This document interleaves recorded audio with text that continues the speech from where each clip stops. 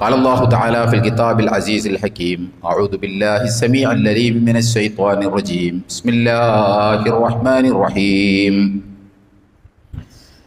كل المؤمنين يغضوا من أبصارهم ويحفظوا فروجهم ذلك أزكى لهم إن الله خبير بما يصنعون وكل المؤمنات يغضضن من أبصارهن ويحفظن فروجهن ولا يبدين زينتهن إلا ما ظهر منها وَلْيَضْرِبْنَ بِخُمُرِهِنَّ عَلَى جُيُوبِهِنَّ صدق الله العلي العظيم وصدق وبلغ رسوله النبي الكريم ونحن على ذلك من الشاهدين الشاكرين والعاقبة للمتقين والحمد لله رب العالمين.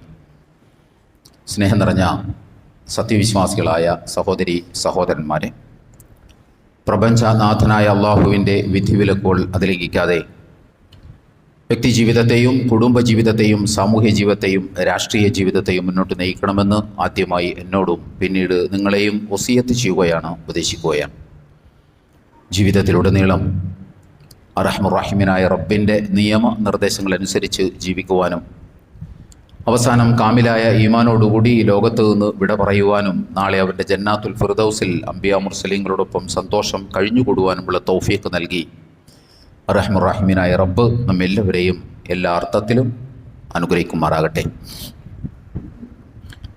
നമുക്കറിയാം, കഴിഞ്ഞ 1-2 ആഴ്ചകളിലായി കേരളത്തിൽ വളരെ വിവാദമായി നിലകൊള്ളുന്ന ഒന്നാണ് ഹിജാബ് എന്ന് പറയുന്നത്. കൊച്ചിയിലെ പള്ളുരുത്തിയിലെ ലത്തീൻ കത്തോലിക്ക സഭയുടെ കീഴിൽ പ്രവർത്തിക്കുന്ന സെൻറ്റ് റിത്താസ് പബ്ലിക് സ്കൂളിലെ ഒരു വിദ്യാർത്ഥിയെ, 8ാം ക്ലാസ് വിദ്യാർത്ഥിയെ ഹിജാബ് ധരിച്ചു വന്നതിൻ്റെ പേരിൽ പുറത്ത് നിർത്തിയതുകൊണ്ടാണ് കേരളത്തിൽ ഹിജാബ് ഇപ്പോൾ വിവാദമായിട്ടുള്ളത്. നിസ്സാരമായ ഒരു പ്രശ്നത്തെ നീറുന്ന വലിയ ഒരു പ്രശ്നമാക്കി മാറ്റിയത് അവിടുത്തെ പ്രിൻസിപ്പൽ സിസ്റ്റർ ഹെലീന ആൽബിയും അവരുടെ കൂടെയുള്ള മറ്റ് കന്യാസ്ത്രീകളുടെയും ഒക്കെ ആവശ്യമില്ലാത്ത ചില ഡയലോഗുകളും മാധ്യമങ്ങളോടുള്ള ചില സ്റ്റേറ്റ്മെൻറ്റുകളുമാണ് എന്ന് നമുക്കറിയാം. അത് സംബന്ധമായി ചില സംഗതികൾ പറയാനാണ് ഇന്ന് നമ്മൾ ഉദ്ദേശിക്കുന്നത്. നമുക്കറിയാം, ഇത്തരം വിഷയങ്ങളെ നാം വിശകലനം ചെയ്യുമ്പോൾ നമുക്കെല്ലാം അറിയാവുന്നതുപോലെ ഒരു കുറേ നാളുകളായി മുസ്ലിം സമൂഹത്തിന് നേരെ ഇസ്ലാമിനെതിരെ ഒരു പൊതുബോധം സൃഷ്ടിക്കാനുള്ള, ഇസ്ലാമിന് വിരുദ്ധമായി ഇസ്ലാമിനെ ഭയപ്പെടുന്ന വിധം ഒരു പൊതുബോധം സൃഷ്ടിക്കാനുള്ള ശക്തമായ ശ്രമങ്ങൾ, ബോധപൂർവമായ ശ്രമങ്ങൾ, വ്യാപകമായ ശ്രമങ്ങൾ വളരെ ആസൂത്രിതമായി നടക്കുന്ന ഒരു പശ്ചാത്തലം കൂടി മുന്നിൽ വെച്ചിട്ട് വേണം ഈ വിഷയത്തെ നമ്മൾ യഥാർത്ഥത്തിൽ വിശകലനം ചെയ്യാൻ. അങ്ങനെ വിശകലനം ചെയ്യുമ്പോൾ നമ്മൾ മനസ്സിലാക്കേണ്ട ഒരു കാര്യം, സെൻറ്റ് റിത്താസ് പബ്ലിക് സ്കൂളിൽ ഹിജാബ് ഒഴിവാക്കിക്കൊണ്ടുള്ള യൂണിഫോം, ഡ്രസ് കോഡ് അല്ലെങ്കിൽ യൂണിഫോം പാറ്റേൺ തീരുമാനിച്ചത് ഇന്നോ ഇന്നലെയോ അല്ല, അല്ലെങ്കിൽ ഈ അധ്യയന വർഷം മുതലല്ല, അല്ലെങ്കിൽ സെപ്റ്റംബർ മാസത്തിലല്ല. അത് വളരെ നേരത്തെ മുതൽ മഫ്ത ഒഴിവാക്കിക്കൊണ്ടുള്ള അല്ലെങ്കിൽ ഹിജാബ് ഒഴിവാക്കിക്കൊണ്ടുള്ള ഡ്രസ് പാറ്റേൺ ആണ് അവിടെ കുട്ടികൾക്കായി നിശ്ചയിച്ചിട്ടുള്ളത്. അതൊരു വസ്തുതയാണ്. നമ്മൾ മനസ്സിലാക്കേണ്ടത് 145ഓളം മുസ്ലിം കുട്ടികൾ അവിടെ പഠിക്കുന്നുണ്ട് എന്നാണ് പറയുന്നത്. ഏറ്റവും ചുരുങ്ങിയത് അതിൽ 70 കുട്ടികളെങ്കിലും പെൺകുട്ടികളാകാനാണ് സാധ്യത. ഈ 70 കുട്ടികളും അവിടെ പഠിക്കാൻ വേണ്ടി ഇതുവരെ വന്നിട്ടുള്ളത് സ്കൂളിൻ്റെ ഗേറ്റ് വരെ ഹിജാബ് ധരിച്ചു വരികയും സ്കൂളിലേക്ക് പ്രവേശിക്കുന്നതിന് മുൻപ് ഹിജാബ് അഴിച്ച് ബാഗിൽ വെച്ചതിന് ശേഷമാണ് അവർ ക്ലാസ്സിൽ പ്രവേശിക്കുന്നത്. ഇതാണ് അവിടുത്തെ ഒരു അന്തരീക്ഷം. ഈ ഒരു അന്തരീക്ഷത്തെക്കുറിച്ച് തങ്ങൾക്കറിയില്ലായിരുന്നു എന്നോ ഞങ്ങളോടത് പറഞ്ഞിട്ടില്ല എന്നോ മാതാപിതാക്കൾ ആരോടും പറഞ്ഞതായോ ചാനലുകളെ അഭിമുഖീകരിച്ച് പറഞ്ഞതായോ വായിച്ചോ നമ്മൾ അതറിഞ്ഞിട്ടില്ല. അങ്ങനെ അവർ പറഞ്ഞിട്ടില്ല, ഞങ്ങൾക്കിതറിയില്ലായിരുന്നു, ഞങ്ങളെ ഇത് ബോധ്യപ്പെടുത്തിയിട്ടില്ലായിരുന്നു എന്ന് പറഞ്ഞിട്ടില്ല. അതിനർത്ഥം എന്താണെന്ന് ചോദിച്ചാൽ മാതാപിതാക്കൾക്ക് അറിയാമായിരുന്നു അവിടെ അങ്ങനെയാണ് ഹിജാബ് ഒഴിവാക്കിക്കൊണ്ടുള്ള ഡ്രസ്സാണ് അവിടെ ധരിക്കേണ്ടത് എന്ന് അവർക്കറിയാമായിരുന്നു എന്ന് തന്നെയാണ്. അതൊരു വസ്തുതയായിരിക്കെ ഈ സ്കൂളുകാർ വിളിച്ചു കയറ്റിയതൊന്നുമല്ല ഇവിടെ അഡ്മിഷൻ എടുക്കണം എന്ന് പറഞ്ഞുകൊണ്ട്, മറിച്ച് ഇതൊക്കെ തന്നെയാണ് അവിടുത്തെ അന്തരീക്ഷം എന്ന് മനസ്സിലാക്കി ആ സ്കൂളിൽ അഡ്മിഷൻ എടുത്തതാണ്. വേറെ ധാരാളം സാധ്യതകൾ അവർക്കുണ്ടായിരുന്നു. ഇതൊരു യാഥാർത്ഥ്യമായിരിക്കെ, ഒരു വസ്തുതയായിരിക്കെ പിന്നെ ഓൺ ദ വേ അവിടെ ഹിജാബ് ധരിച്ചുകൊണ്ട് ചെല്ലുക എന്ന് പറയുന്നത്, അല്ലെങ്കിൽ ഹിജാബ് ധരിക്കണം എന്ന് ആവശ്യപ്പെടുന്നത് ആരെന്തൊക്കെ ന്യായം പറഞ്ഞാലും അത് ശരിയായ ഒരു സമീപനമല്ല. നമ്മളത് മനസ്സിലാക്കണം. അതൊരു ശരിയായ സമീപനമല്ല. നമുക്ക് നമ്മുടെ വിശ്വാസത്തിൻ്റെ ഭാഗമായി അത് എസൻഷ്യൽ റിലീജിയസ് പ്രാക്ടീസ് അഥവാ ERP ആണ് ഈ മഫ്ത ധരിക്കലെങ്കിൽ, അല്ലെന്നല്ല ഞാൻ പറയുന്നത്. എല്ലാവർക്കും അത് അങ്ങനെയായിട്ട് തോന്നിയിട്ടില്ലല്ലോ. അതുകൊണ്ടാണല്ലോ നമ്മുടെ നാട്ടിൽ കുറേ ആളുകൾ ഹിജാബ് ധരിക്കുകയും പിന്നെ വേറെ കുറേ ആളുകൾ വെറുതെ തട്ടൻ തലയിലിടുകയും വേറെ കുറേ ആളുകൾ ഇതൊന്നും ധരിക്കാതെ നടക്കുകയും ചെയ്യുന്നത്. അവരവർക്ക് തോന്നുന്നതിൻ്റെ അടിസ്ഥാനത്തിലാണല്ലോ അവരത് ചെയ്യുന്നത്. അപ്പോൾ തങ്ങൾക്ക് അത് വളരെ എസൻഷ്യലാണ്, ഈ ഹിജാബ് ഇടൽ വളരെ എസൻഷ്യലാണ്, വളരെ അനിവാര്യമാണ് എന്ന ബോധ്യമുണ്ടെങ്കിൽ അവർ യഥാർത്ഥത്തിൽ ചെയ്യേണ്ടത് എന്താണ്? അതിന് പറ്റുന്ന ഒരു സ്കൂളിൽ അഡ്മിഷൻ തേടുകയായിരുന്നു വേണ്ടിയിരുന്നത്. അതിന് പകരം അവിടുത്തെ ഡ്രസ് പാറ്റേൺ മനസ്സിലാക്കിക്കൊണ്ട് അവിടെ അഡ്മിഷൻ തേടുകയും എന്നിട്ട് വഴിമധ്യേ ഹിജാബിട്ട് അവിടെ ചെല്ലുക, അല്ലെങ്കിൽ ഹിജാബ് ഇടണം എന്ന് ആവശ്യപ്പെടുക എന്ന് പറഞ്ഞാൽ അത് ഒരു ശരിയായ സമീപനമല്ല. അതിൻ്റെ മുൻപിൽ ഒരു തട്ടൻ തലയിൽ കിടന്നാൽ എന്താണ് കുഴപ്പം? ഇന്ത്യ ഒരു മതേതര രാജ്യമല്ലേ എന്നൊക്കെയുള്ള ചോദ്യങ്ങൾക്ക് വേണ്ടത്ര പ്രസക്തിയൊന്നുമില്ല. നമ്മൾ പറയുമ്പോൾ എല്ലാം പറയണം. നിങ്ങളൊന്ന് ആലോചിക്കേണ്ടത്, നമ്മുടെ സമൂഹത്തിൽ എന്ത് വിവാദങ്ങൾ ഉയർന്നു വന്നാലും അതിൻ്റെ ഒരു വശത്ത് മുസ്ലിങ്ങളെ വളരെ ബോധപൂർവം പ്രതിഷ്ഠിച്ചുകൊണ്ട് മുസ്ലിങ്ങൾ എല്ലായിടത്തും എപ്പോഴും പ്രശ്നക്കാരാണ് എന്ന് വരുത്തി തീർത്ത് ഒരു കമ്മ്യൂണൽ പോളറൈസേഷൻ സൃഷ്ടിച്ച്, ഒരു മുസ്ലിം ഭീതി സൃഷ്ടിച്ച്, ഒരു ഇസ്ലാം ഭീതി സൃഷ്ടിച്ച് രാഷ്ട്രീയ ലാഭം കൊയ്യാൻ കിനാവ് കണ്ട് നടക്കുന്ന നമുക്കറിയാം സംഘപരിവാറും അവർക്ക് എല്ലാ അർത്ഥത്തിലും വളവും വെള്ളവും നൽകിക്കൊണ്ടിരിക്കുന്ന കാസക്കാർക്കുമാണ് ഈ സമീപനം അറിഞ്ഞു ചെയ്താലും അറിയാതെ ചെയ്താലും അൾട്ടിമേറ്റ് ആയിട്ട് ഉപകാരപ്പെടുക എന്ന് നമ്മൾ മനസ്സിലാക്കേണ്ടതുണ്ട്. നമ്മളെ സംബന്ധിച്ചിടത്തോളം അത് അനിവാര്യമായിരുന്നുവെങ്കിൽ ഇപ്പോൾ അവർ ഏറ്റെടുത്തിട്ടുള്ള ചോയ്സ് എന്താണ്? ആ കുട്ടികളെ അവിടെ നിന്ന് TC വാങ്ങി മറ്റൊരു സ്കൂളിൽ ചേർക്കുക എന്ന സമീപന രീതിയല്ലേ അവർ ചെയ്തിട്ടുള്ളത്. അത് നേരത്തെ ആകാമായിരുന്നല്ലോ. നമ്മുടെ ഡ്രസ് കോഡിന് പറ്റാത്ത ഒരു സംസ്കാരം കാത്തു സൂക്ഷിക്കുന്ന ഒരു സ്കൂളിൽ തങ്ങളുടെ കുട്ടികളെ കൊണ്ടുപോയി ആക്കിയതിന് ശേഷം വഴിമധ്യേ ഇത് വേണമെന്ന് പറയുന്നത്, അതിനകത്തൊരു ശരികേടുണ്ട്. അതൊരു വശം, അത് നമ്മൾ കൃത്യമായി തന്നെ മനസ്സിലാക്കണം. പ്രത്യേകിച്ച് നമ്മുടെ ഇന്നത്തെ ഒരു സാമൂഹിക സാഹചര്യം പരിഗണിക്കുമ്പോൾ അത് ഒക്കെ നമ്മൾ മനസ്സിലാക്കേണ്ട കാര്യങ്ങളാണ്. എല്ലാ വിവാദങ്ങളുടെ പുറകിലും ഒരു വശത്ത് മുസ്ലിങ്ങളാണ് എന്ന് വരുന്ന രൂപത്തിൽ നമ്മൾ അറിഞ്ഞാണെങ്കിലും അറിയാതെയാണെങ്കിലും, ഇപ്പോൾ നമ്മൾ ഇനിയിപ്പോൾ ഇതൊക്കെ പറഞ്ഞ് പെട്ടെന്ന് പോയിട്ടാണ് അഡ്മിഷൻ എടുത്തതിന് ശേഷമാണ് ഈ ഡ്രസ്സ് ഇല്ലാതെ പോകുമ്പോൾ ഒരു ഡിസ്കംഫർട്ട് ഫീൽ ചെയ്യുന്നതെങ്കിൽ ഉടനെ തന്നെ എന്താ ചെയ്യുക? ഇപ്പോൾ ചെയ്ത പോലെ തന്നെ ചെയ്യണം. അഥവാ അവിടുന്ന് TC വാങ്ങി അതിന് പറ്റുന്ന മറ്റു സ്കൂളിൽ പോയി അഡ്മിഷൻ തേടണം. അതാണ് ചെയ്യേണ്ടത്. അതാണ് പുതിയ സാമൂഹിക സാഹചര്യത്തിൽ നമ്മളെല്ലാവരും അത്തരം കാര്യങ്ങളെ സമീപിക്കുമ്പോൾ സൂക്ഷിക്കേണ്ട ഒരു കാര്യമാണ്. മറ്റൊന്ന്, ഇനി ഹിജാബിട്ട് വന്ന ആ കുട്ടിയെ അവിടുത്തെ ഉത്തരവാദിത്തപ്പെട്ടവർ കൈകാര്യം ചെയ്യുന്ന രീതിയാണ് ഗൗരവമായ ചർച്ചയ്ക്ക് വിധേയമാക്കേണ്ടത്. ഒരു കുട്ടി അങ്ങനെ വന്നു, നിങ്ങളൊന്ന് ആലോചിച്ച് നോക്കൂ. ആ കുട്ടി അങ്ങനെ വന്നപ്പോൾ ആ കുട്ടിയോട് അവർ പറഞ്ഞു, ഇവിടുത്തെ നിയമാവലി ഇതാണ്, ഇവിടെ ഈ ഡ്രസ് പാറ്റേണോട് കൂടിയാണ് ഇവിടെ പ്രവേശിക്കാൻ കഴിയുള്ളൂ, പഠിക്കാൻ പറ്റുള്ളൂ, ഈ ഡ്രസ് കോഡ് പാലിച്ചുകൊണ്ടേ ഇവിടെ പഠിക്കാൻ പറ്റുള്ളൂ എന്ന് തുടക്കം മുതൽ ഒടുക്കം വരെ അവർ പറഞ്ഞിരുന്നുവെങ്കിൽ അതിനകത്തൊരു ന്യായമുണ്ട്. കാരണം അവരുടെ നിയമാവലിയാണത്. ആ നിയമാവലി പുറത്തുനിന്ന് നോക്കിയാൽ തന്നെ ആളുകൾക്ക് മനസ്സിലാകും. അവിടെ കുട്ടികളെ കൊണ്ട് ചേർക്കുമ്പോൾ ആകാശത്തു നിന്ന് ഇറങ്ങി വന്നിട്ടില്ലല്ലോ സ്കൂളിലേക്ക് കുട്ടികളെ കൊണ്ട് ചെല്ലുന്നത്. അവിടുത്തെ പരിസരത്ത് ചുറ്റുവട്ടത്തെ ആളുകൾക്കൊക്കെ അറിയാൻ കഴിയും ഇവിടെ കുട്ടികൾ മുസ്ലിം കുട്ടികൾ എങ്ങനെയാണ് അങ്ങോട്ട് പോകുന്നത്, എങ്ങനെയാണ് അതിനകത്ത് പഠിക്കുന്നത് എന്നൊക്കെ ഒത്തിരി എക്സ്പീരിയൻസ് ആളുകൾക്കുണ്ടാവും. അത് വെച്ചിട്ടാണല്ലോ പോകുന്നത്. അല്ലാതെ ഒരു സുപ്രഭാതത്തിൽ ആകാശത്ത് നിന്ന് ഇറങ്ങി വന്ന് കുട്ടികളെ വിളിച്ചുകൊണ്ട് സ്കൂളിലേക്ക് ചെല്ലല്ലോ. അപ്പം അതുകൊണ്ട് തന്നെ അത് ആദ്യം അവർക്ക് അറിയാമായിരുന്നു. എന്നതുപോലെ തന്നെ ഈ അധ്യാപകർ അല്ലെങ്കിൽ ഇതിൻ്റെ അധികൃതർ, ഇതിൻ്റെ പ്രിൻസിപ്പൽ അല്ലെങ്കിൽ കന്യാസ്ത്രീകൾ, ഇത് ഞങ്ങളുടെ നിയമാവലിയാണ്, ഈ നിയമാവലി പാലിച്ചുകൊണ്ട് മാത്രമേ ഇവിടെ പഠിക്കാൻ കഴിയുള്ളൂ എന്ന് തുടക്കം മുതൽ ഒടുക്കം വരെ പറഞ്ഞിരുന്നുവെങ്കിൽ ഒരു ജനാധിപത്യ ഒരു മതേതര രാഷ്ട്രത്തിൽ അങ്ങനെ ഒരു നിയമാവലി ഉണ്ടാക്കണോ എന്ന് ചോദിച്ചാൽ അത് ഇൻഷാല്ലാഹ് നമുക്ക് വേറെ ചർച്ച ചെയ്യാം.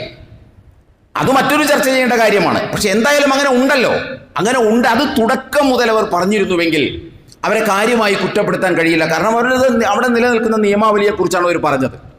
പക്ഷെ അതിന് പകരം ആ കുട്ടിയോട് ഇവർ നടത്തിയ ചില ഡയലോഗുകളും മാധ്യമങ്ങൾക്ക് ഇവർ കൊടുത്ത ചില സ്റ്റേറ്റ്മെന്റുകളും വളരെ അപകടകരവും അങ്ങേയറ്റം പ്രതിലോമകരവുമാണ്.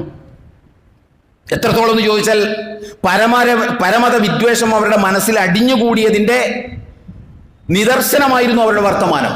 അവരെന്താണ് പറഞ്ഞത്?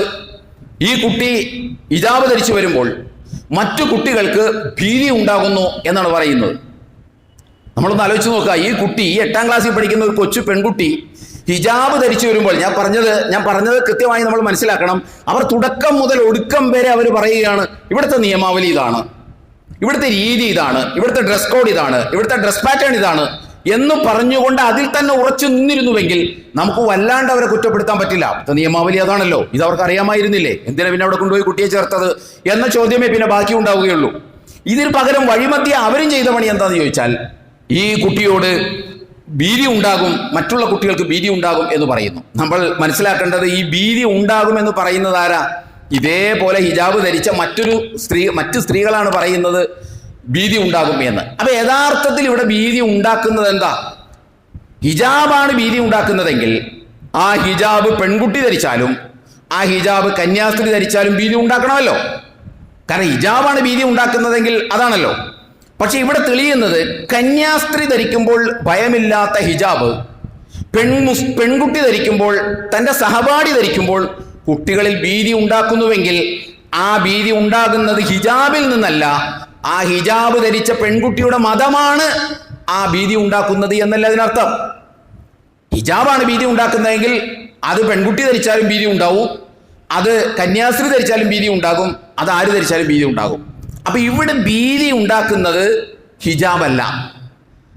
ഇവിടെ ഭീതി ഉണ്ടാക്കുന്നത് ആ ഹിജാബ് ധരിച്ച പെൺകുട്ടിയുടെ മതമാണ്. ആ പെൺകുട്ടി മുസ്ലിമായി പോയതാണ് തൻ്റെ സഹപാഠികൾക്ക് ഭീതി ഉണ്ടാക്കാൻ കാരണം എന്നാണ് ഇവർ പറയാതെ പറയുന്നത്. ഇത്തരം പറഞ്ഞാൽ മതി, അത് അങ്ങനെ തന്നെ പറയേണ്ട കാര്യമില്ല. ഇതിൽ നിന്ന് ആഹാരം കഴിക്കുന്ന ആർക്കും മനസ്സിലാകും ഇതാണ് അവർ ഉദ്ദേശിക്കുന്നതെന്ന്. അതല്ലായിരുന്നുവെങ്കിൽ അവരെ കാണുമ്പോഴും പേടിയാവണം, അവരെ കാണുമ്പോഴും ഭീതി ഉണ്ടാകണം, ഭയം ഉണ്ടാകണം. ഇതുണ്ടാകുന്നില്ല, ഉണ്ടാകുന്നു എന്നവർ പറഞ്ഞിട്ടുമില്ല.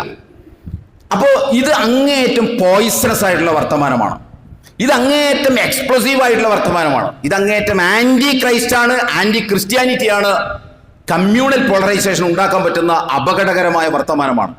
ഇതിനെയാണ് നമ്മൾ ഇന്നത്തെ ഭാഷയിൽ പറഞ്ഞത് ഇത് ഇസ്ലാമോഫോബിയയാണ്, ഇത് മുസ്ലിം പേടിയാണ് എന്ന് നമ്മൾ തിരിച്ചറിയണം.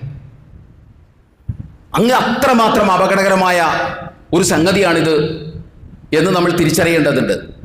മറ്റൊരു കാര്യം നിങ്ങളൊന്ന് ആലോചിച്ച് നോക്കൂ.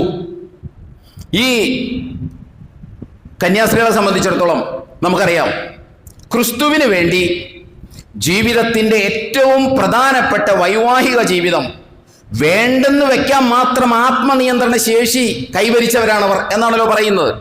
ജീവിതത്തിൻ്റെ വളരെ സുപ്രധാനമായ ഒന്നാണ് വൈവാഹിക ജീവിതം. ആ വൈവാഹിക ജീവിതം തന്നെ വേണ്ടതില്ല എന്ന് തീരുമാനിക്കാൻ മാത്രം ആത്മനിയന്ത്രണ ശേഷി കൈവരിച്ച കന്യാസ്ത്രീമാർ ഒരു കൊച്ചു പെൺകുട്ടിയുടെ മഫ്ത കണ്ടപ്പോഴേക്കും അവരുടെ സകലമാന ആത്മനിയന്ത്രണ ശേഷിയും കൈവിട്ടുപോയി, ഇത് പേടിയാകുന്നു എന്ന് പറയുന്നിടത്തേക്ക് എത്തി എന്ന് പറയുമ്പോൾ എന്ത് ആത്മനിയന്ത്രണ ശേഷി ആണ് അവർക്കുള്ളത് എന്ന് നമ്മൾ ആലോചിക്കേണ്ടതുണ്ട്. ഞാനിത് പറയുമ്പോൾ അതിനോട് ചേർത്ത് വെച്ച് മനസ്സിലാക്കേണ്ട ഒരു കാര്യം കൂടിയുണ്ട്. അഥവാ നമ്മൾ ഈ കന്യാസ്ത്രീകളെ കണ്ടുകൊണ്ട് മൊത്തം കന്യാസ്ത്രീകൾ അങ്ങനെയാണ് എന്ന് നമ്മൾ ഒരിക്കലും മനസ്സിലാക്കരുത്. എല്ലാ കന്യാസ്ത്രീകളും ഇതുപോലെയാണ്, ആ ഡ്രസ്സിനകത്ത് എല്ലാവരുടെയും മനസ്സ് ഇങ്ങനെയാണ് എന്ന് നമ്മൾ ഒരിക്കലും മനസ്സിലാക്കരുത്. അതിൻ്റെ കാരണം എന്താണെന്ന് ചോദിച്ചാൽ ഇതേ പെൺകുട്ടി, ഇതേ കുട്ടികളെ തന്നെയാണ് തോപ്പുംപടിയിലെ അവർ ലേഡീസ് കോൺവെന്റ് സ്കൂളിലെ കന്യാസ്ത്രീമാർ നിങ്ങളുടെ എല്ലാ മതപരമായ ഐഡന്റിറ്റിയും നിലനിർത്തിക്കൊണ്ട് പഠിക്കാനുള്ള അവസരവും അഡ്മിഷനും തരാമെന്ന് വിളിച്ചത്. അതും കന്യാസ്ത്രീയാണ്. പിന്നെ നമ്മൾ വളരെ നേരത്തെ മുതൽ ആശുപത്രികളിലും നമ്മൾ പഠിച്ച സ്കൂളുകളിലും ഒക്കെ കന്യാസ്ത്രീമാരെ കണ്ടിട്ടുണ്ട്. ആ കന്യാസ്ത്രീമാരൊന്നും ഇങ്ങനെ വളരെ മോശമായി, പ്രതിലോമകരമായി, പോയിസണസ് ആയിട്ട് സംസാരിക്കുകയോ പെരുമാറുകയോ ചെയ്യുന്നവരല്ല. അതുകൊണ്ട് തന്നെ നമ്മളെല്ലാവരെയും ഈ ഒരു പാരാമീറ്റർ വെച്ച് ഒരിക്കലും അളക്കരുത് എന്നാണ് എനിക്ക് ആ വിഷയത്തിൽ പറയാനുള്ളത്. ഈ കന്യാസ്ത്രീമാരെ സംബന്ധിച്ചിടത്തോളം ദൈവം തമ്പുരാൻ അള്ളാഹു അവർക്ക് നല്ല മനസ്സ് കൊടുക്കട്ടെ എന്ന് പ്രാർത്ഥിക്കാൻ മാത്രമേ പറ്റുള്ളൂ. ഏതായാലും പറഞ്ഞ കാര്യം ഈ സമൂഹത്തിൽ അവരെ പോലുള്ള ആളുകൾക്ക് പറയാൻ പറ്റിയതല്ല. അവരെക്കുറിച്ച് ആളുകൾ എന്താ മനസ്സിലാക്കുന്നത്? സ്നേഹത്തിൻ്റെയും കാരുണ്യത്തിൻ്റെയും വെള്ളരിപ്രാവുകളാണ് എന്നാണ് അവരെ പറയുന്നത്. ക്രിസ്തുവിൻ്റെ മണവാട്ടികളാണ് എന്നാണ് പറയുന്നത്. നിങ്ങളൊന്ന് ആലോചിച്ച് നോക്കൂ. സാധാരണ ഒരു അധ്യാപിക പോലും കുട്ടികളോട് ഇത് പറയാൻ പാടില്ല. അപ്പോൾ അധ്യാപികയേക്കാൾ പല മടങ്ങ് ഉയർന്നു നിൽക്കുന്ന ക്രിസ്തു, ഞാൻ നേരത്തെ പറഞ്ഞതുപോലെ ക്രിസ്തുവിന് വേണ്ടി വൈവാഹിക ജീവിതം തന്നെ ഉപേക്ഷിച്ച് അവരുടെ ഭാഗത്ത് എത്രത്തോളം ഉയർന്ന കാരുണ്യം പ്രകടമാകേണ്ടതാണ്. അത് പോയിട്ട് ആ കാരുണ്യത്തിന്റെ ഗ്രാഫ് ഒരു മുസ്ലിം കുട്ടിയുടെ ഗ്രാഫ് തലയിലെ മഫ്ത കാണുമ്പോഴേക്കും ഹിജാബ് കാണുമ്പോഴേക്കും 0യിലേക്ക് ഡൗൺ ചെയ്യുന്നതാണ് നമ്മൾ കണ്ടുകൊണ്ടിരിക്കുന്നത്. ഒരിക്കലും അവരുടെ ഭാഗത്തു നിന്ന് ഉണ്ടാകാൻ പാടില്ലാത്ത ഒരു കാര്യമാണത്. അതൊരു കാര്യം. ഈ രണ്ടാമത്തെ കാര്യം നിങ്ങളൊന്ന് ആലോചിച്ച് നോക്കൂ. രണ്ടാമത് അവർ മാധ്യമങ്ങളോട് പറഞ്ഞു. മാധ്യമങ്ങളുടെ മുമ്പിൽ വന്നു. അതൊക്കെ നമുക്ക് യൂട്യൂബിലും ചാനലുകളിലൊക്കെ അവൈലബിൾ ആണ്. മാധ്യമങ്ങൾ അവരോട് ചോദിച്ചു, ഹിജാബ് ധരിക്കാൻ ആ കുട്ടിക്ക് അവകാശം കൊടുക്കില്ല എന്നതാണോ സ്കൂളിന്റെ തീരുമാനം? ഹിജാബ് ധരിക്കാൻ ആ കുട്ടിക്ക് അവകാശം കൊടുക്കില്ല എന്നാണോ സ്കൂളിന്റെ തീരുമാനം? എന്താണ് സ്കൂൾ മാനേജ്മെന്റിന്റെ തീരുമാനം എന്ന് ചോദിക്കുകയാണ്. ഇത് ചോദിക്കുന്ന പ്രിൻസിപ്പലിനോട്. ആരാണ് പ്രിൻസിപ്പൽ? MA B.Ed ഉള്ള പ്രിൻസിപ്പലാണ്. ഹെലീന ആൽബിയോടാണ് ചോദിക്കുന്നത്. അതിന് ഹെലീന ആൽബി ആര്? പ്രിൻസിപ്പൽ. ആര്? MA B.Ed ഉള്ള ഹെലീന ആൽബി അതിന് പറയുന്ന മറുപടി, സ്കൂളിന്റെ തീരുമാനം മതേതര രാജ്യമാണ്, ഇവിടെ എല്ലാ കുട്ടികളും ഈക്വലാണ്. ഈ ഈക്വൽ ആണെന്നൊക്കെ പറയുന്നത് തന്നെ മൾട്ടി പ്രഷർ എടുത്തിട്ടാണ് പറയുന്നത് തന്നെ. അതെന്തുമാകട്ടെ, അത് നമ്മുടെ വിഷയമല്ല. ഇതൊരു മതേതര രാജ്യമാണ്, സ്കൂളിന്റെ തീരുമാനമാണ് ഈ പറയുന്നവര്. ലോകത്തെ എല്ലാവരും കാണുന്ന മാധ്യമങ്ങൾക്ക് മുമ്പിൽ നിന്നിട്ടാണ് പറയുന്നത് ഇത് സ്കൂളിന്റെ തീരുമാനമാണ്. എന്ത്? ഇന്ത്യ മതേതര രാജ്യമാണ്, അതുകൊണ്ട് എല്ലാവരും ഈക്വലാണ് എന്നുള്ളത്. നമ്മളൊന്ന് ആലോചിക്കേണ്ടത്, ചാനലുകളുടെ മുമ്പിൽ വന്ന് MA B.Ed ഉള്ള ഹെലീന ആൽബി തനിക്ക് ഇംഗ്ലീഷ് അറിയില്ല എന്ന് ഏറെക്കുറെ ലോകത്തെ ബോധ്യപ്പെടുത്തി. അതോടൊപ്പം തന്നെ അവർ മറ്റൊരു കാര്യം കൂടി ബോധ്യപ്പെടുത്തി. അഥവാ തനിക്ക് ഇന്ത്യൻ ഭരണഘടനയുടെ മൗലികമായ തത്വമായ മതേതരത്വം എന്താണ് എന്നും തനിക്കറിയില്ല എന്ന് പറഞ്ഞുകൊണ്ട് ആ ബാക്കിയുള്ള കന്യാസ്ത്രീകളെയും ആ സ്കൂൾ അധികൃതരെയും ആ സ്കൂളിനെയൊക്കെ അവർ മാനം കെടുത്തുകയാണ് ചെയ്തത്. ഇവിടെ മതേതരത്വമാണ്, അതുകൊണ്ട് എല്ലാ കുട്ടികളും ഈക്വലാണെന്ന് പറഞ്ഞാൽ ഇവരെന്താണ് ഉദ്ദേശിച്ചത്? ഈ മതേതരത്വം എന്ന് പറഞ്ഞാൽ സ്കൂളിൽ പഠിക്കുന്ന കുട്ടികൾക്ക് മാത്രം ബാധകമായ ഒരു കാര്യമാണെന്നോ? അതോ ആ സ്കൂളിലെ അധ്യാപകന്മാർക്കും അതുപോലെ തന്നെ നാട്ടിലെ ജനങ്ങൾക്കും ഈ രാജ്യത്തെ മുഴുവൻ ആളുകൾക്കും ബാധകമായ ഒരു കാര്യമല്ല മതേതരത്വം എന്ന് പറയുന്നത്. ആ മതേതരത്വം കൊണ്ട് അർത്ഥമാക്കുന്നത് അതാണെന്നുണ്ടെങ്കിൽ എല്ലാവരും ഒരുപോലെ ഡ്രസ്സ് ധരിച്ച് നടക്കണ്ടേ? അവിടെ കന്യാസ്ത്രീ അടക്കം അവിടുത്തെ അധ്യാപികമാർ എല്ലാവരും എന്ത് വേണം? ഒരുപോലെ നടക്കണം. ഇത് മതേതരത്വമാണ്, സ്കൂളിൽ എല്ലാവരും ഈക്വലാണെന്ന് പറയുമ്പോൾ കുട്ടികളെല്ലാവരും ഈക്വലാണ്, മതേതരത്വം കൊണ്ട് കുട്ടികളെല്ലാവരും ഈക്വലാണെന്നല്ലല്ലോ പറയുന്നത്. എല്ലാവരും ഈക്വലാണെന്നാണല്ലോ പറയുന്നത്. എല്ലാവരും ഈക്വലാണെങ്കിൽ കന്യാസ്ത്രീയും ഈക്വലാണ്.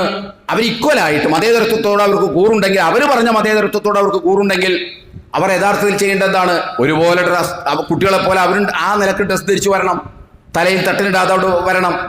പിന്നെന്താണ് ഇവരെന്താ മതേതരത്വം എന്ന് വിചാരിച്ച? മതേതരത്വം എന്ന് ഇവർ ഉദ്ദേശിക്കുന്നത് എന്താ?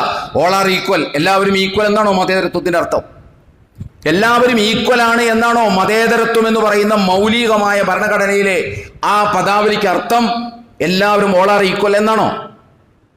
അതുപോലെ തന്നെ മതേതരത്വം എന്ന് പറഞ്ഞാൽ എല്ലാവരും അവരുടെ മതചിഹ്നങ്ങളെല്ലാം അഴിച്ചുവെച്ച് സമൂഹത്തിൽ പ്രത്യക്ഷപ്പെടണം എന്നാണോ? ഇത് രണ്ടാണെങ്കിലും അവരും വേണ്ടി അത് ചെയ്യണ്ടേ? അവരും ചെയ്യണമല്ലോ. അതാണല്ലോ നമ്മൾ മനസ്സിലാക്കേണ്ടത്. അതുപോലെ തന്നെ നിങ്ങളൊന്ന് ആലോചിച്ച് നോക്കൂ. ഇതാണ് മതേതരത്വം, അഥവാ ഇത് മതേതരത്വ രാജ്യമാണ്, അതുകൊണ്ട് എല്ലാവരും തുല്യരാണ്, എല്ലാ കുട്ടികളും ഇവിടെ തുല്യരാണ് എന്നതാണ് ഹെലീന ആൽബീസ് ഡെഫിനിഷൻ, മതേതരത്വത്തിന്റെ ഡെഫിനിഷൻ എങ്കിൽ അതിൽ നിന്ന് എന്താ നമ്മൾ മനസ്സിലാക്കേണ്ടത്? ഈ സംസ്ഥാനത്തെ ഭൂരിപക്ഷം വരുന്ന ക്രൈസ്തവ മാനേജ്മെന്റിന്റെ കീഴിലുള്ള സ്കൂളുകളും ഈ സംസ്ഥാനത്തെ ഹൈന്ദവ മുസ്ലിം മാനേജ്മെന്റുകളുടെ കീഴിലുള്ള സ്കൂളുകളും ഇപ്പോൾ ഇവരെ അഡ്മിഷന് വേണ്ടി ക്ഷണിച്ച അവർ ലേഡീസ് കോൺവെന്റ് സ്കൂളും സർവോപരി ഈ സംസ്ഥാനത്തെ സർക്കാരിന്റെ കീഴിലുള്ള സ്കൂളുകളെല്ലാം തന്നെ മതേതര വിരുദ്ധമായിട്ടാണ് ഇപ്പൊ പ്രവർത്തിച്ചുകൊണ്ടിരിക്കുന്നത് എന്നല്ലേ അതിനർത്ഥം. അതിലെ മതേതരത്വം എന്ന് പറഞ്ഞാൽ ഇവിടെ എല്ലാവരും ഒരുപോലെ ഡ്രസ്സ് ധരിക്കലാണെങ്കിൽ ഇവിടെ ഇതൊക്കെ അനുവദിച്ചു കൊടുക്കുന്ന സ്കൂളുകളാണ് കൂടുതലുള്ളത്. ക്രൈസ്തവ മാനേജ്മെന്റുകൾക്ക് കീഴിലുള്ള കുറച്ച് സ്കൂളുകൾ മാത്രമാണ് ഈ വിവാദത്തിന് എപ്പോഴും വിധേയമാകാറുള്ളത് എന്ന് ശ്രദ്ധിച്ചാൽ നമുക്ക് മനസ്സിലാകും. അതാണ് ശരിയെങ്കിൽ, ഹെലീന ആൽബീസ് ഡെഫിനിഷൻ ഓഫ് സെക്യുലറിസം അതാണ് വസ്തുതയെങ്കിൽ, യഥാർത്ഥത്തിൽ ഇവിടെ സർക്കാർ സ്കൂളുകൾ കാണിക്കുന്നത് മതേതര വിരുദ്ധമായിട്ടാണ് പ്രവർത്തിക്കുന്നത്. മുസ്ലിം ക്രൈസ്തവ മാനേജ്മെന്റുകൾ, ഈ ഹൈന്ദവ മാനേജ്മെന്റുകൾ നടത്തുന്ന SNDP ഒക്കെ അടക്കം നടത്തുന്ന സ്കൂളുകൾ മതേതര വിരുദ്ധമായിട്ടാണ് ഇപ്പൊ ചലിച്ചുകൊണ്ടിരിക്കുന്നത്, പ്രവർത്തിച്ചുകൊണ്ടിരിക്കുന്നത്. ആകെ മതേതരമായിട്ട് പ്രവർത്തിക്കുന്നത് കൊച്ചിയിലെ പള്ളുരുത്തിയിലെ ഈ പറയുന്ന സ്കൂൾ മാത്രമാണ് എന്നല്ലേ അതുകൊണ്ട് അവർ അർത്ഥമാക്കുന്നത്. ഒന്ന് ആലോചിച്ച് നോക്കിയേ. സത്യം പറയുകയാണെങ്കിൽ ആ സ്കൂൾ അധികൃതരുടെ, ആ സ്കൂളിൽ പഠിക്കുന്ന കുട്ടികളുടെ പേരൻസിന്റെ ഒക്കെ ഗതികേട് നിങ്ങളൊന്ന് ആലോചിച്ച് നോക്കിയേ. ഇംഗ്ലീഷും അറിയില്ല, മതേതരത്വം അറിയാൻ പാടില്ല. ആരാണിത്? അവിടുത്തെ ഒരു കുട്ടിയല്ല, ആ സ്കൂളിലെ കാര്യങ്ങളൊക്കെ നിയന്ത്രിക്കുന്ന സുപ്രധാന അധ്യാപികയാണ് ഇതൊക്കെ പറയുന്നത്, മതേതരത്വത്തെ നിർവചിക്കുന്നത്. അപ്പൊ അതുകൊണ്ട് എത്രമാത്രം അപകടകരമാണ് ഇങ്ങനെയുള്ള സമീപനങ്ങൾ എന്ന് നാം തിരിച്ചറിയേണ്ടതുണ്ട്. ഇനി മറ്റൊരു വശം, ഈ പ്രശ്നങ്ങൾക്ക് യഥാർത്ഥത്തിൽ എന്താണ് പരിഹാരം? ഈ പ്രശ്നങ്ങൾക്ക് മൗലികമായ പരിഹാരമാണ് ആവശ്യം. അല്ലാതെ തന്ത്രപരമായ എന്തെങ്കിലും നീക്കങ്ങളോ ഒന്നുമല്ല ഇതിന് പരിഹാരം. ഇതിനൊരു മൗലികമായ മുട്ടുശാന്തികളൊന്നും ഇതിന് പരിഹാരമല്ല. എന്താണ് മൗലികമായ പരിഹാരം? മൗലികമായ പരിഹാരം എന്ന് പറഞ്ഞാൽ നമ്മൾ മനസ്സിലാക്കേണ്ടത്, ഒന്നാമത് ഇന്ത്യ ഒരു മതേതര രാജ്യമാണ്. ഇന്ത്യ ഒരു മതേതര രാജ്യമാണ് എന്ന് പറയുമ്പോൾ കേരളവും അതിൻ്റെ ഭാഗമാണ്. മാത്രമല്ല എല്ലാ മതവിഭാഗങ്ങളെയും മതചിഹ്നങ്ങളെയും പരിഗണിച്ചുകൊണ്ടുള്ള അതിമഹത്തായ സെക്യുലർ കൺസെപ്റ്റാണ് യഥാർത്ഥത്തിൽ ഇന്ത്യക്കുള്ളത്. എല്ലാ മതചിഹ്നങ്ങളെയും മതാചാരങ്ങളെയും ഒക്കെ പരിഗണിച്ചുകൊണ്ടുള്ള, എല്ലാവരെയും തള്ളിക്കളഞ്ഞുകൊണ്ടുള്ളതല്ല, എല്ലാറ്റിനെയും പരിഗണിക്കേണ്ട അളവിൽ പരിഗണിച്ചുകൊണ്ടുള്ള അതിമഹത്തായ ഒരു സങ്കല്പമാണ് ഇന്ത്യൻ മതേതരത്വം എന്ന് പറയുന്നത്. കേരളത്തെ സംബന്ധിച്ചിടത്തോളം കേരളത്തിൽ 3 സമുദായങ്ങൾ അതിശക്തമായി സാന്നിധ്യം അറിയിക്കുന്ന ഒരു സംസ്ഥാനമാണ്. ഹൈന്ദവ സമുദായം, മുസ്ലിം സമുദായം, ക്രൈസ്തവ സമുദായം. ഈ 3 സമുദായങ്ങളും നമുക്കറിയാം, അവർ ഇവിടെ വളരെ സൗഹാർദ്ദത്തോടുകൂടി കഴിഞ്ഞുകൊണ്ടിരിക്കുന്ന കാലങ്ങളാണ് കഴിഞ്ഞു പോയിട്ടുള്ളത്. ഈ അടുത്ത കാലത്താണ് ഇത്തരം പ്രശ്നങ്ങൾ കൂടുതൽ വഷളായത്, പലരും വഷളാക്കാൻ ശ്രമിച്ചത്. എല്ലാവരും ആഗ്രഹിക്കുന്നത്, ഇപ്പോഴും ഈ കേരളത്തിലെ ഭൂരിപക്ഷം ജനങ്ങളും ആഗ്രഹിക്കുന്ന എന്താണ്? എല്ലാ മതവിഭാഗത്തിൽപ്പെട്ട ആളുകളും വളരെ സഹകരണത്തോടുകൂടി സൗഹാർദ്ദത്തോടുകൂടി കഴിഞ്ഞു പോകണം എന്നാണ് ആഗ്രഹിക്കുന്നത്. നിങ്ങളൊന്ന് ആലോചിച്ച് നോക്കൂ. പൊട്ട്, അതുപോലെ തന്നെ മണ്ഡലമാസം വരുമ്പോൾ കറുത്ത തുണി, കറുത്ത ഡ്രസ്സ്, ഹിജാബ്, കുരിശ്, കന്യാസ്ത്രീകളുടെ വസ്ത്രം, ഇതൊക്കെ വ്യാപകമായി നമ്മൾ കാണുന്നതാണ്. ഇത് ഒറ്റപ്പെട്ട സംഭവമല്ല, ഇത് അപൂർവമായ സംഭവമല്ല, അപൂർവമായ കാഴ്ചയല്ല, ഒറ്റപ്പെട്ട കാഴ്ചയല്ല. കേരളത്തിനെ സംബന്ധിച്ചിടത്തോളം സ്വാഭാവികമായ കാഴ്ചകളാണ് ഇതെല്ലാം. കുരിശ് സ്വാഭാവികമായ കാഴ്ചകളാണ്. കറുത്ത വസ്ത്രം, മണ്ഡലമാസത്തിൽ അയ്യപ്പന്മാര് ധരിക്കുന്ന വസ്ത്രം, കറുത്ത വസ്ത്രം. അതുപോലെ തന്നെ മുസ്ലിങ്ങളുടെ ഹിജാബ്. പലരും ഇപ്പോൾ വ്യാഖ്യാനിച്ച് ഒപ്പിക്കാൻ ശ്രമിക്കുന്നത് ഇവിടെ പുതിയതായിട്ട് ഉണ്ടായതാണ് ഹിജാബ് എന്നാണ്. അതെന്തുമാകട്ടെ, അത് വേറെ ചർച്ച ചെയ്യേണ്ടതാണ്. ഇതൊക്കെ എല്ലാവർക്കും എല്ലാവരെ കുറിച്ചും അറിയാം. ഇത് പുതിയ സംഭവങ്ങളൊന്നുമല്ല. അതുകൊണ്ട് തന്നെ ഹൈന്ദവ മാനേജ്മെന്റ് ആണെങ്കിലും ക്രൈസ്തവ മാനേജ്മെന്റ് ആണെങ്കിലും മുസ്ലിം മാനേജ്മെന്റ് ആണെങ്കിലും ഈ ചിഹ്നങ്ങളൊക്കെ പരിഗണിച്ചുകൊണ്ടുള്ള ഡ്രസ് പാറ്റേൺ മാത്രമേ അതാത് മാനേജ്മെന്റുകൾ കുട്ടികൾക്ക് നിശ്ചയിക്കാൻ പാടുള്ളൂ. അതാണ് ശരിയും, അതാണ് മര്യാദയും, അതാണ് മതേതരത്വത്തോട് നീതി പുലർത്തുന്നതും, അതാണ് മതസൗഹാർദ്ദത്തിന് നല്ലതും. ഇത് പരിഗണിച്ചുകൊണ്ട് അയ്യപ്പന്മാർ 2 മാസക്കാലം, മണ്ഡലമാസക്കാലം കറുത്ത ഡ്രസ്സ് അവർക്ക് ധരിക്കണമെന്ന് പറഞ്ഞാൽ മുസ്ലിം മാനേജ്മെന്റ് അത് അനുവദിച്ചു കൊടുക്കണം, ക്രൈസ്തവ മാനേജ്മെന്റ് അത് അനുവദിച്ചു കൊടുക്കണം. അതാണ് അന്തസ്, അതാണ് മാന്യത, അതാണ് മതസൗഹാർദ്ദത്തിന് ഏറ്റവും ഉത്തമമായ രീതി. അതല്ലാതെ ഞങ്ങളൊരു ഡ്രസ് പാറ്റേൺ നിശ്ചയിച്ചിട്ടുണ്ട്, അത് അയ്യപ്പനായാലും വേണ്ടില്ല, നിസ്കരിക്കുന്ന ആളായാലും വേണ്ടില്ല, ആണായാലും വേണ്ടില്ല, എന്തായാലും വേണ്ടില്ല, ഇവിടെ ഇതൊക്കെ പറ്റുള്ളൂ എന്ന് പറയുന്ന സമീപന രീതി അവർക്ക് പിന്നെ മതേതരത്വത്തെ കുറിച്ച് സംസാരിക്കാനുള്ള അവകാശമില്ല. മതേതരത്വത്തെക്കുറിച്ച് സംസാരിക്കാനുള്ള അവകാശമില്ല, മതസൗഹാർദ്ദത്തെക്കുറിച്ച് പറയാനുള്ള അവകാശമില്ല. അതുകൊണ്ട് ഇതൊക്കെ പരിഗണിച്ചുകൊണ്ട് മാത്രമേ സ്കൂൾ മാനേജ്മെന്റുകൾ അവരുടെ ഡ്രസ് കോഡ് നിശ്ചയിക്കാൻ പാടുള്ളൂ. അതാണ് ശരിയെന്ന് പറയുന്നത്. നിങ്ങളൊന്ന് ആലോചിച്ച് നോക്കൂ. ഇവിടെ ഇപ്പൊ എല്ലാവരും ഒരേ തരത്തിലുള്ള കുട്ടികൾ ഒരേ തരത്തിലുള്ള ഡ്രസ്സ് ഇപ്പൊ ഇട്ട് എന്തപ്പോ ഇവിടെ ഉണ്ടായത്? ജീവിതത്തിൽ ഒരു 10 കൊല്ലം, ഈ 10 കൊല്ലം ഒരു കുറച്ച് മണിക്കൂർ ഒരുപോലത്തെ ഡ്രസ്സ് ധരിച്ചുകൊണ്ട് എന്തു മാറ്റം ഇവിടെ ഉണ്ടായത്? അല്ലെങ്കിൽ എന്താണ് ഇവിടെ ഉണ്ടാകാൻ പോകുന്നത്? ഇവിടുത്തെ ഭൂരിപക്ഷ സ്കൂളുകളും നമുക്കറിയാം, ഗവൺമെന്റ് സ്കൂളാണെങ്കിലും മുസ്ലിം മാനേജ്മെന്റ് നടത്തുന്ന, ക്രൈസ്തവ മാനേജ്മെന്റ് നടത്തുന്ന, SNDP പോലുള്ള മാനേജ്മെന്റുകളൊക്കെ നടത്തുന്ന സ്കൂളുകളൊക്കെ, NSS പോലുള്ള സ്കൂളുകളൊക്കെ നമ്മളെടുത്ത് പരിശോധിച്ചാൽ അവിടെ എല്ലാവർക്കും അവരുടെ മതചിഹ്നങ്ങൾ എക്സ്പോസ് ചെയ്തുകൊണ്ട് തന്നെ പഠിക്കാൻ കഴിയുന്ന ഒരു അന്തരീക്ഷം ഉണ്ടായിട്ട് അവർക്കൊക്കെ എന്താ പറ്റിയത്? അവരുടെ വിദ്യാഭ്യാസ നിലവാരം താഴോട്ടിടിഞ്ഞു പോയോ? നമ്മളൊന്ന് ആലോചിച്ച് നോക്കൂ. ഒരു മാനവിക ബോധമില്ലാത്ത, മനസ്സിൽ സ്നേഹമില്ലാത്ത, മറ്റൊരു മത സമൂഹത്തിൽ ജീവിക്കുന്ന ഒരാളെ കാണുമ്പോൾ അസഹിഷ്ണുത പ്രകടിപ്പിക്കുന്ന, മനസ്സുമാം പേറി നടക്കുന്ന ആള്, അവരെല്ലാവരും കൂടി ഒരേ തരത്തിലെ ഡ്രസ്സ് ഇട്ടും കൊണ്ട് ഇപ്പൊ എന്താ ഉണ്ടാവുന്നു? ഇവിടെ അവരെല്ലാവരും കൂടി ഒരേ തരത്തിലെ ഡ്രസ്സ് ധരിച്ച്, അതുകൊണ്ട് ഇപ്പൊ എന്തുണ്ടായി? സ്നേഹമില്ലെങ്കിൽ എനിക്ക് നിങ്ങളോട് സ്നേഹമില്ല, നിങ്ങൾക്ക് എന്നോട് സ്നേഹമില്ല, നിങ്ങൾ ഹിന്ദുവാണെന്നുള്ള പേരിൽ എനിക്ക് ഒരു ചൊറിച്ചില്, ഞാൻ മുസ്ലിം ആണെന്നുള്ള പേരിൽ നിങ്ങൾക്ക് ചൊറിച്ചില്. അപ്പൊ നമ്മൾ രണ്ടുപേരും കൂടി ഒരേ ഡ്രസ്സ് ഇട്ടും കൊണ്ട് ഇപ്പൊ എന്താ ഉണ്ടാവണത്? ഒരു ചുക്കും ഇവിടെ ഉണ്ടാവാൻ പോകുന്നില്ല, ഒന്നോട്ടും ഇവിടെ ഉണ്ടായിട്ടുമില്ല. ഈ ഡ്രസ്സുകളെല്ലാം ഒരേ രൂപത്തിലാക്കിയിട്ട് ഈ ഒരേ രൂപത്തിലാക്കിയ സ്കൂളുകൾക്ക് എന്ത് മെച്ചോ ഇതുമായി ബന്ധപ്പെട്ടുണ്ടായത്? ഒന്നും ഉണ്ടായിട്ടില്ല. ആക്കാത്ത സ്കൂളുകളെ എന്തോടം താഴോട്ട് പോയിട്ടുണ്ട്? താഴോട്ടും പോയിട്ടില്ല. പിന്നെ എന്തിനാണിത്? ഇതിലൊക്കെ നല്ലത് എല്ലാവരെയും അവരവരുടെ മതചിഹ്നങ്ങൾ പ്രകടിപ്പിച്ചുകൊണ്ട് തന്നെ സ്നേഹ സൗഹാർദ്ദത്തോടു കൂടി മുന്നോട്ട് പോകുന്നതാണല്ലോ ഏറ്റവും നല്ലത്. അങ്ങനെ ഒരു ഡ്രസ് പാറ്റേൺ നിശ്ചയിക്കുന്നതല്ലേ നല്ലത്. അവിടെ വരുമ്പോഴാണ് നമ്മൾ ചോദിക്കേണ്ടത് എന്ത്? അക്കാര്യം ചർച്ച ചെയ്യുമ്പോഴാണ് നമ്മൾ ചോദിക്കേണ്ടത് എന്ത്? ഒരു കഷ്ണം തുണി ഒരു മുസ്ലിം പെൺകുട്ടിയുടെ തലയിൽ കിടന്നു എന്ന് വിചാരിച്ചിട്ട് എന്താണ് സംഭവിക്കാൻ പോകുന്നത്? അതല്ലാതെ എല്ലാം അറിഞ്ഞുകൊണ്ട് കൊണ്ടുപോയി കുട്ടീനാക്കിയതിന് ശേഷം പ്രശ്നമായി കഴിയുമ്പോൾ ആ കുട്ടി തലയിൽ ഒരു കഷ്ണം ഇട്ടാൽ എന്താ കുഴപ്പമെന്ന് ചോദിക്കുന്നത് അതത്ര ഫിറ്റായ ഒരു കാര്യമല്ല, അതത്ര ഒരു സുഖകരമായ കാര്യമല്ല. നമ്മളെല്ലാം അറിഞ്ഞിട്ടാണല്ലോ അവിടെ കൊണ്ടുപോയി അഡ്മിഷൻ തേടിയത്. ചോദിക്കേണ്ടത് ഇവിടെയാണ്.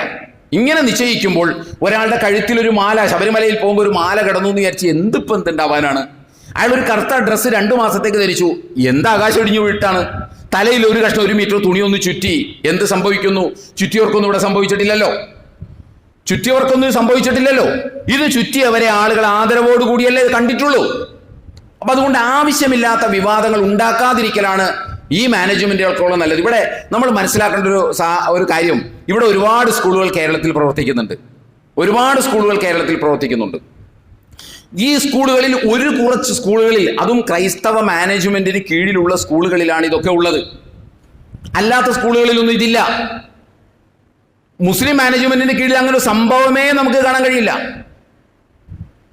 മണ്ഡലകാലത്ത് കറുത്ത വസ്ത്രം ധരിച്ചുകൊണ്ട് എന്നാൽ മാന്യമായി അവരെ ഈ സ്കൂളിൽ ഇരുത്തുമെന്ന് മാത്രമല്ല, നമ്മളൊക്കെ സ്കൂളിൽ പഠിച്ച സമയത്ത് മണ്ഡലമാസക്കാലത്ത് കറുത്ത മുണ്ടുടുത്തു വരുന്ന നമ്മുടെ തന്നെ സഹപാഠി, നമുക്ക് അവനോട് വെറുപ്പാണ് ഉണ്ടാകുന്നത്.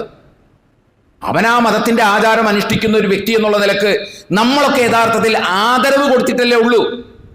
അതല്ലേ അന്തസ്, അതല്ലേ ശരി, അതല്ലേ ന്യായം, അതല്ലേ മതേതരത്വം, അതല്ലേ മതസൗഹാർദ്ദം, അതല്ലേ ജനാധിപത്യ മര്യാദ. അതാണല്ലോ നമ്മൾ ചെയ്യേണ്ടത്. അപ്പോൾ ആ കുറച്ച് ക്രൈസ്തവ മാനേജ്മെന്റുകളുടെ കീഴിലുള്ള സ്കൂളുകൾക്കാണ് ഈ പ്രശ്നങ്ങളൊക്കെ ഉള്ളത്. ഇതിനെന്താ പരിഹാരം? ഇതിന് പരിഹാരം എന്താണെന്ന് ചോദിച്ചാൽ, ആ സ്കൂളിൽ പഠിപ്പിക്കുന്ന 1-2 മാതാപിതാക്കളും കുട്ടികളും കൂടിയല്ല ഇതിന് പരിഹാരം ഉണ്ടാക്കേണ്ടത്. അല്ലെങ്കിൽ അത് ഉടനെ തന്നെ വിവാദമാക്കി മാധ്യമങ്ങൾക്ക് നൽകലല്ല അതിന് ശരിയായ സമീപന രീതി. ഇവിടെ എന്തുണ്ട്? ഇവിടെ ആരൊക്കെ ഉണ്ട്? ഇവിടെ മതസംഘടനകളുണ്ട്, എഴുതി തീരാത്ത മതസംഘടനകൾ ഇവിടെ ഉണ്ട്, സാമുദായിക പാർട്ടി നേതൃത്വം ഇവിടെ ഉണ്ട്. ഇവർക്കെല്ലാവർക്കും കൂടി ഒന്നിച്ചിരുന്നിട്ട് ഈ ക്രൈസ്തവ മാനേജ്മെന്റുമായി സൗഹൃദത്തിന്റെ ഒരു സംഭാഷണം നടത്തിക്കൂടെ? എന്താണ് നടത്തിയാൽ എന്താ കുഴപ്പം? നിങ്ങൾ ഈ രീതി ഒന്ന് മാറ്റണം. സഭാ നേതൃത്വമാണ് ഇതൊക്കെ കൈകാര്യം ചെയ്തത്. സ്കൂളുകളും ആശുപത്രികളൊക്കെ കൈകാര്യം ചെയ്യുന്ന സഭാ നേതൃത്വമാണ്. ഈ സഭാ നേതൃത്വമായിട്ട് ഈ മുസ്ലിം നേതൃത്വങ്ങൾക്ക് ഒരു സൗഹൃദ സംഭാഷണം നടത്തിക്കൂടെ? ഈ ഉള്ളവൻ മനസ്സിലാക്കിയിട്ടുള്ളത് ഇതുപോലെയുള്ള പല വിഷയങ്ങളും കേരളത്തിൽ വന്നിട്ടുണ്ട്. ഇതുമായി ബന്ധപ്പെട്ട് ഇതുവരെ അത്തരത്തിലുള്ള ഒരു സംഭാഷണം നടന്നിട്ടില്ല എന്നാണ് ഞാൻ മനസ്സിലാക്കുന്നത്. അത്തരത്തിലുള്ള സംഭാഷണം നടന്നിട്ടില്ല. എന്തുകൊണ്ട് മുസ്ലിം നേതൃത്വങ്ങൾക്ക് അതായിക്കൂടാ? അതല്ലാതെ മാറി നിന്ന് പ്രസ്താവനകൾ ഇറക്കിയതുകൊണ്ടോ അതല്ലെങ്കിൽ സ്റ്റേറ്റ്മെന്റുകൾ നടത്തിയതുകൊണ്ടോ എന്തു ഗുണം ഇവിടെ ഉണ്ടാവാനാണ്? നമ്മൾ മനസ്സിലാക്കേണ്ടത്, ആളുകൾ ഇതിന്റെ യാഥാർത്ഥ്യമൊന്നും അന്വേഷിച്ചു പോവില്ല. ഇവിടെ സംഘപരിവാറും അവർക്ക് എല്ലാ പിന്തുണയും കൊടുക്കുന്ന കാസയും കൂടി ഇവിടെ സൃഷ്ടിച്ചുകൊണ്ടിരിക്കുന്ന ഇത് ഏതൊരു സാമൂഹിക അവസ്ഥയാണ്, മാനസികാവസ്ഥയാണെന്ന് നമുക്ക് എല്ലാവർക്കും അറിയാം.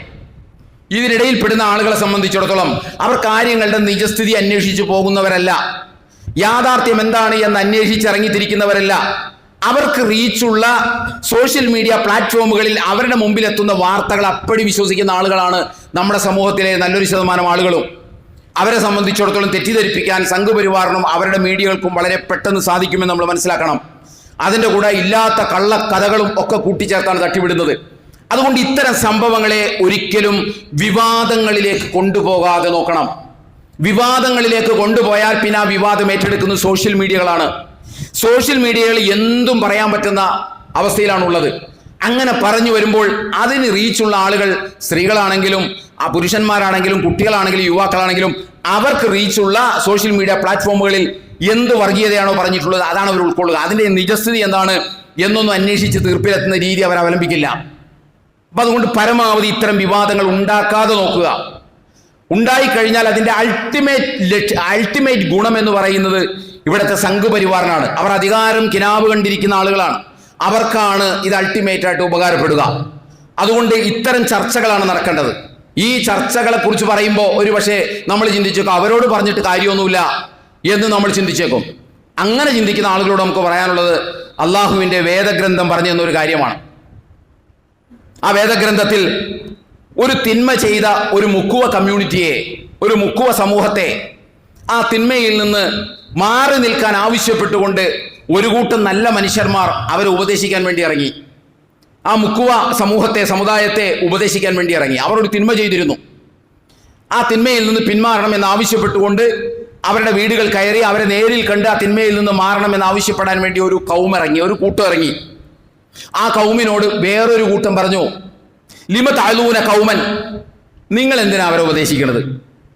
നിങ്ങൾ അവരുമായി ചർച്ച നടത്തിയിട്ട് എന്ത് കാര്യം കിട്ടാനാ, എന്ത് പുണ്യം കിട്ടാനാണ് എന്ന് ചോദിച്ചു. കാരണം അവരെ സംബന്ധിച്ചിടത്തോളം അവർ പിടിവിട്ട് നടക്കുന്ന ആളുകളാണ്. അവരോട് ഇനി നിങ്ങൾ ഉപദേശിച്ചിട്ട് കാര്യമൊന്നുമില്ല. നമ്മളൊക്കെ സാധാരണ പറയുന്ന ഒരു വർത്താനാണല്ലോ, എന്തിനാ അവരെ ഉപദേശിച്ചിട്ട് എന്ത് കാര്യം കിട്ടാനാണ്, അവരോട് സംസാരിച്ചിട്ട് എന്ത് ഗുണം കിട്ടാനാണ് എന്ന് നമ്മളൊക്കെ ചോദിക്കും.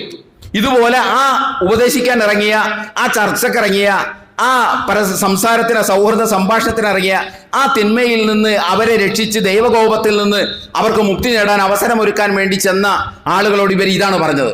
അപ്പോൾ ഈ ആളുകൾ എന്താണ് പറഞ്ഞത് എന്ന് വേദത്തിന്റെ 7-ാം അധ്യായം സൂറത്തുൽ അഅറാഫിലെ 164-ാം വചനത്തിൽ അല്ലാഹു സുബ്ഹാനഹു വ തആല അവർ പറഞ്ഞ വാക്കുകൾ ഉദ്ധരിക്കുന്നുണ്ട്. അവരെന്താണ് പറഞ്ഞത്? ഖാലു മഅദിറത്തൻ ലിലാ റബ്ബിക്കും വലഅല്ലഹും യത്തഖൂൻ. ഞങ്ങൾ ഇതിനെ ഇറങ്ങി തിരിച്ചത് നാളെ ഞങ്ങളുടെ സൃഷ്ടാവിന്റെ മുൻപിൽ ചെല്ലുമ്പോൾ ആ തിന്മയിൽ നിന്ന് മാറി നിൽക്കാൻ ഞങ്ങൾ അവരോട് ഉപദേശിച്ചിരുന്നു എന്ന ന്യായം നിങ്ങളുടെ റബ്ബിന്റെ മുൻപിൽ ബോധിപ്പിക്കാനാണ്. വിശുദ്ധ ഖുർആനിന്റെ പ്രയോഗം നമ്മളൊക്കെ സാധാരണ പ്രയോഗിക്കുക എന്തായിരിക്കും? ഞങ്ങളുടെ റബ്ബിന്റെ മുമ്പിൽ ഞങ്ങൾക്ക് ന്യായം പറയണം എന്നാണ്. അങ്ങനെയല്ല അവർ പറഞ്ഞത്. ഇലാ റബ്ബിക്കും, നിങ്ങളുടെ റബ്ബിന്റെ മുൻപിൽ ഞങ്ങൾക്ക് ന്യായം ബോധിപ്പിക്കണം. എന്ത്? ഞങ്ങൾ അവരെ ഉപദേശിക്കാൻ ഇറങ്ങി, അത് ഞങ്ങളുടെ ബാധ്യതയാണ്, അത് ഞങ്ങൾ നിർവഹിച്ചു എന്ന കാര്യം ഞങ്ങളുടെ സൃഷ്ടാവായ ദൈവം തമ്പുരാന്റെ മുൻപിൽ ഇത് അവതരിപ്പിക്കണം, ഈ ന്യായം പറയണം. വലഅല്ലഹും യത്തഖൂൻ, ഒരു പക്ഷേ അവർ ആ തിന്മയിൽ നിന്ന് മാറിയെങ്കിലോ എന്ന പ്രതീക്ഷയും ഞങ്ങൾക്കുണ്ട്. അതുകൊണ്ടാണ് ഞങ്ങൾ ഉപദേശിക്കാൻ ഇറങ്ങിയത്. അപ്പോൾ അവരോട് ചർച്ച ചെയ്തിട്ടൊന്നും കാര്യമൊന്നുമില്ല എന്ന് ഈ വിഷയത്തിലല്ല, മറ്റെല്ലാ വിഷയങ്ങളിലും ഇത് തന്നെയാണ്. ചോദിക്കുന്ന ആളുകൾക്ക് നമുക്ക് കൊടുക്കാനുള്ള മറുപടിയും ഇത് തന്നെയാണ്. ഖാലു മഅദിറത്തൻ ഇലാ റബ്ബിക്കും വലഅല്ലഹും യത്തഖൂൻ. അള്ളാഹുവിൻ്റെ മുൻപിൽ ഞങ്ങൾക്ക് എക്സ്ക്യൂസ് പറയണം. രണ്ടാമത്തേത്, ഒരുപക്ഷെ മനുഷ്യന്റെ മനസ്സ് നിയന്ത്രിക്കുന്നവൻ പടച്ച തമ്പുരാനാണ്. അവർ ഒരുപക്ഷെ ആ തിന്മയിൽ നിന്ന് മാറിയെങ്കിലോ എന്ന പ്രതീക്ഷയും ഞങ്ങൾക്കുണ്ട്. ഇതാണ് അവരോട് നമുക്ക് പറയാനുള്ളത്. അതുകൊണ്ട് കാര്യങ്ങളെ ഈ ഒരു പശ്ചാത്തലത്തിൽ നിന്നുകൊണ്ട് വേണം നമ്മൾ നിരീക്ഷിക്കാൻ. അല്ലാഹു സുബ്ഹാനഹു വ തആല നമ്മെ അനുഗ്രഹിക്കുമാറാകട്ടെ. വന്നുപോയ വീഴ്ചകൾ പടച്ചതമ്പുരാൻ നമുക്ക് പുറത്തു മാപ്പാക്കി തരുമാറാകട്ടെ. നമ്മളിൽ നിന്ന് മരണപ്പെട്ടു പോയ ആളുകൾക്ക് അല്ലാഹു മഗ്ഫിറത്തും റഹ്മത്തും നൽകി അനുഗ്രഹിക്കുമാറാകട്ടെ. നമ്മുടെ ആശുപത്രി രോഗികളായി കഴിയുന്ന ആളുകൾക്ക് അല്ലാഹു ആശ്വാസം നൽകി അനുഗ്രഹിക്കുമാറാകട്ടെ. ഈ സദസ്സിലിരിക്കുന്ന ആളുകൾക്ക് മാനസികമായി പ്രയാസപ്പെടുന്ന, ശാരീരികമായി പ്രയാസപ്പെടുന്ന, സാമ്പത്തികമായി ബുദ്ധിമുട്ട് അനുഭവിക്കുന്ന ആളുകൾക്ക് അല്ലാഹു സുബ്ഹാനഹു വ തആല എല്ലാ അർത്ഥത്തിലുമുള്ള ആശ്വാസം നൽകി അനുഗ്രഹിക്കുമാറാകട്ടെ. അഖൂലു ഖൗലി ഹാദാ വസ്തഗ്ഫിറുല്ലാഹ ലി വലക്കും വലിജമീഅൽ മുസ്ലിമീന വൽ മുഅ്മിനീന അജ്മഈൻ ഫസ്തഗ്ഫിറുഹു ഇന്നഹു ഹുവൽ ഗഫൂറുർ റഹീം.